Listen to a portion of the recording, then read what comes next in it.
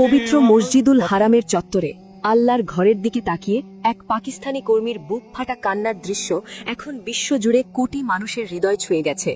অভাবের তাড়না আর ঋণের বোঝা যখন পাহাড় সমান হয়ে দাঁড়িয়েছিল, ঠিক তখনই কাবার আঙিনায় দুহাত তুলে স্রষ্টার কাছে সাহায্য চেয়েছিলেন সেই প্রবাসী শ্রমিক। তার সেই অশ্রুসিক্ত প্রার্থনার ভিডিওটি সামাজিক যোগাযোগ মাধ্যমে মুহূর্তেই ভাইরাল হয়ে পড়ে, যার নজর কাড়ে এক মহানুভব দানশীল ব্যক্তির।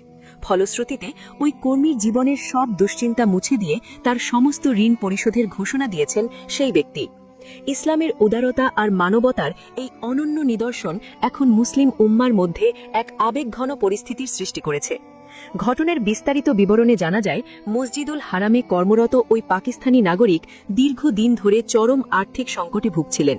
বিদেশে হাড় ভাঙা খাটুনি খেটেও দেশের ঋণের বোঝা কিছুতেই কমাতে পারছিলেন না তিনি। অভাব আর পাওনাদারদের চাপে পিষ্ট হয়ে অবশেষে তিনি আশ্রয় নেন পরম করুণাময়ের পবিত্র ঘর কাবার চত্বরে। সেখানে দাঁড়িয়ে আল্লাহর দিকে তাকিয়ে নিজের সবটুকু আকুতি ঢেলে দিচ্ছিলেন তিনি। ভিডিওটিতে দেখা যায় তার চোখ দিয়ে অঝরে জল পড়ছে এবং তিনি অত্যন্ত কাতর হয়ে নিজের দুর্দশার কথা স্রষ্টাকে বলছেন। কোনো এক পুণ্যার্থী সেই মুহূর্তটি ক্যামেরাবন্দি করে ইন্টারনেটে ছেড়ে দিলে তা বিশ্বব্যাপী ভাইরাল হয়ে যায়। ভিডিওটি ভাইরাল হওয়ার পর মধ্যপ্রাচ্যের একজন